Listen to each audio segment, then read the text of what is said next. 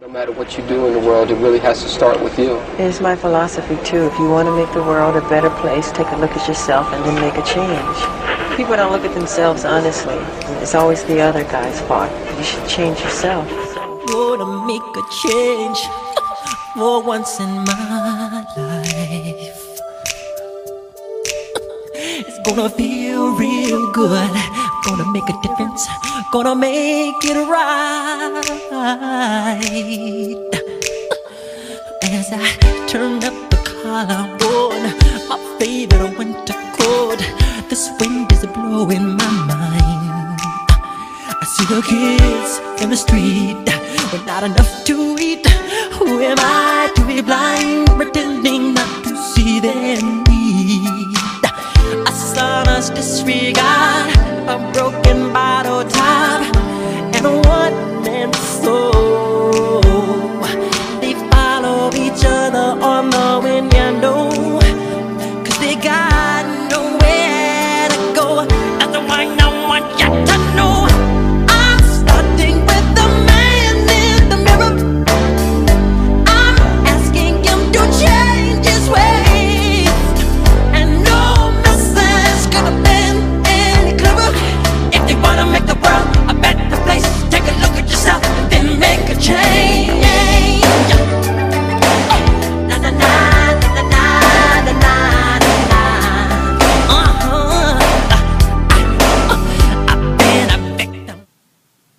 First black man that got credit for integrating Major League Baseball.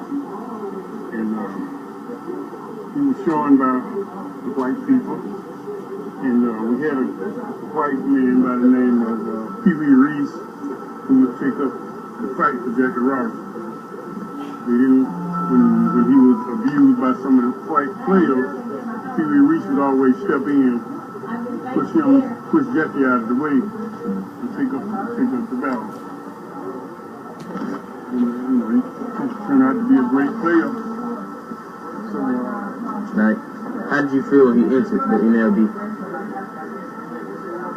Well, I was glad that he was able to enter the Major League Baseball.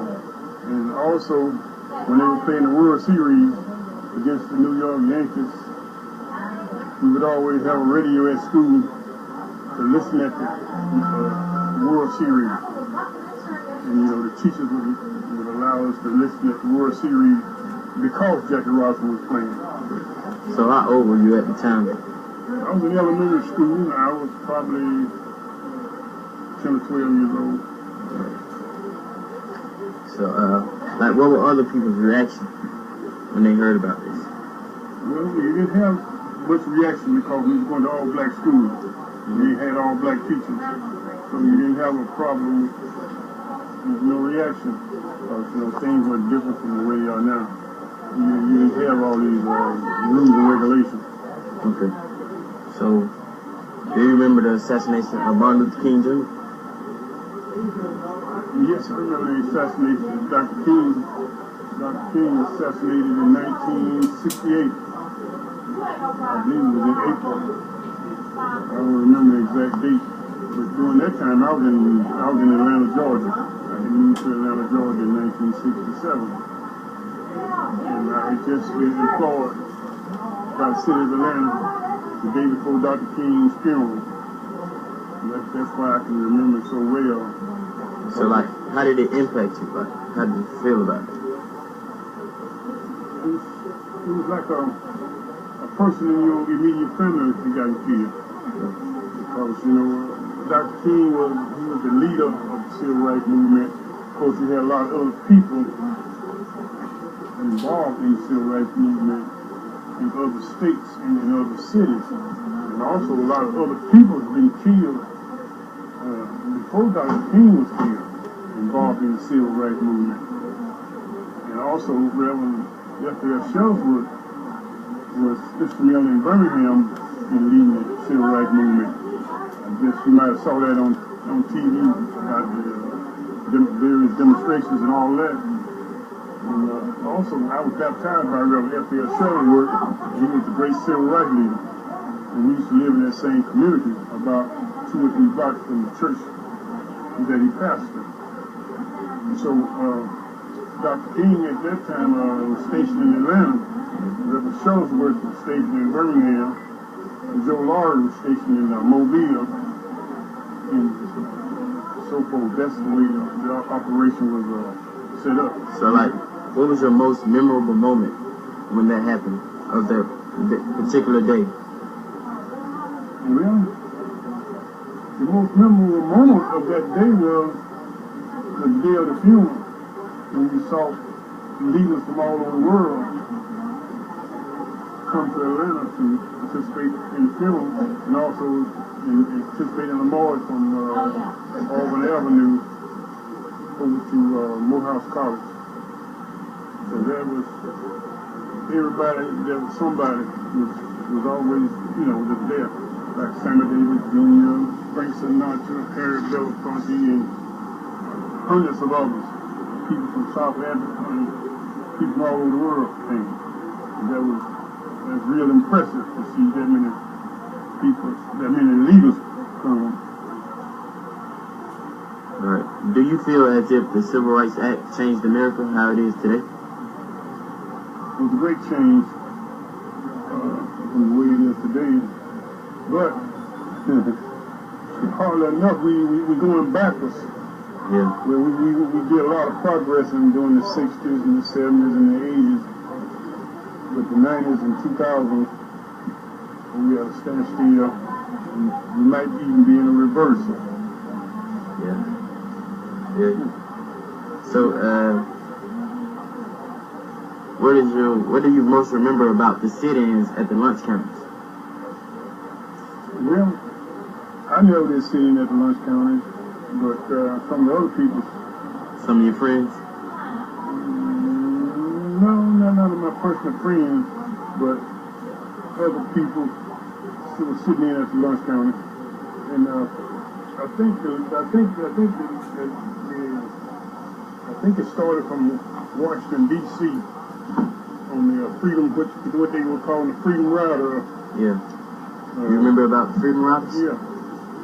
Yeah, Freedom Riders came from, I think it was Howard University and other parts of the country. And a lot of whites participated in it also. I hope you saw that special they had on TV. Did you see it? Yeah. Okay, then, well, you know pretty much what happened there. Yeah, I know exactly what happened. Okay, and a lot of people, they don't look at stuff like that. Yeah. But I remember the time when we had to, black people had to get their stuff at the window, get it to go. And the white people go in and sit down and eat there. So, like, were you ever bothered by whites at some point in time? Not really, because we live in an all-black neighborhood, and we went to all-black schools, and really didn't come in contact with whites that much. But the key to keep from having a problem with whites is a black person stay in what they call stay in your place, and the whites stay in their place, and you don't have no problem. But once you cross that line, that's when the problem arises. Yeah. In most cases, I didn't really have any personal contact with whites as far as on that basis. So how do you feel about when Muhammad Ali refused to serve with the Vietnam Army? Well, I feel like that's his right. If he said he was a Muslim minister, and he didn't believe in that cause, I don't think he should go. But that created a revolution too, because a lot of whites refused to go also.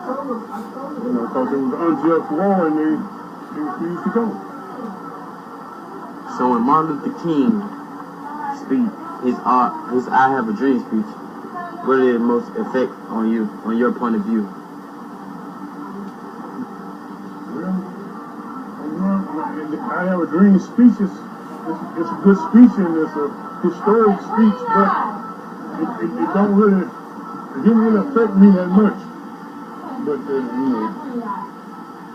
so I can't really comment on the speech because speech is really not the important part of the movement. The important part of the movement was getting the civil rights bill changed.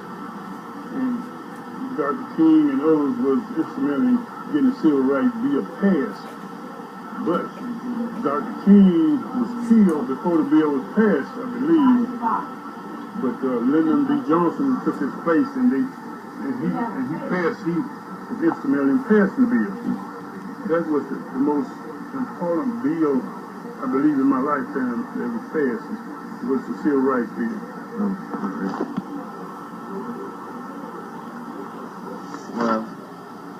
Anything else you want to tell me about your life during the segregation period of time? The establishment thought that killing Dr. King would stop the movement, but in my opinion, it enhanced the movement, because Dr. King is greater in death than he was in life. By killing Dr. King, they made a martyr out of him.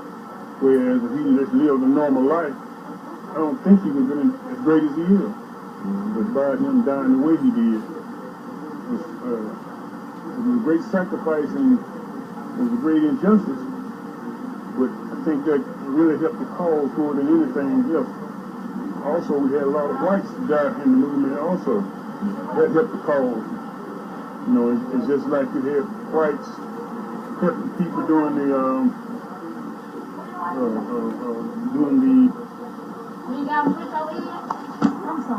go ahead. You know, you have whites helping people doing the what's it called, the Underground Railroad. So you have whites helping blacks doing the civil rights movement. So you know, you have about a great deal of good white people as well as you have a great deal of bad white people.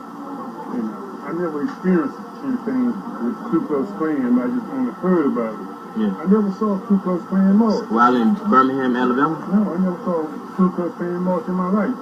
Never ever on TV. Yeah. Just like you have. But some people say they have seen them. But the people that was born and raised in a big city don't have the same experiences that people born in small cities. Right. Because, you know, in small cities you got like one man rule and that type of thing. So by the things you saw on TV, like, what did you think? Well, did you ever want to get involved? Well, I wanted to, but I guess I was afraid. You know, the consequences? A lot of people say what they'll do, but when the time comes to do it, it's a different story. I might have wanted to be involved, but I was afraid to be involved. So you second-guessed yourself? That's right, and I think I did the best. I think I did the best choice. Because, you know, a lot of people died during the civil rights movement, and a lot of people got hurt during the civil rights movement. Yeah. But the young people today don't appreciate that. So they're throwing it all away. If you think that Dr. Martin Luther King was still alive today, like, what do you think? How would today be?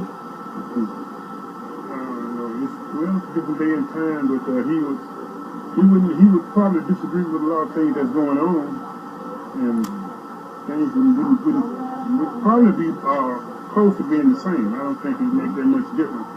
Once the civil rights bill was passed, then it gave blacks an opportunity to move up in certain levels of positions.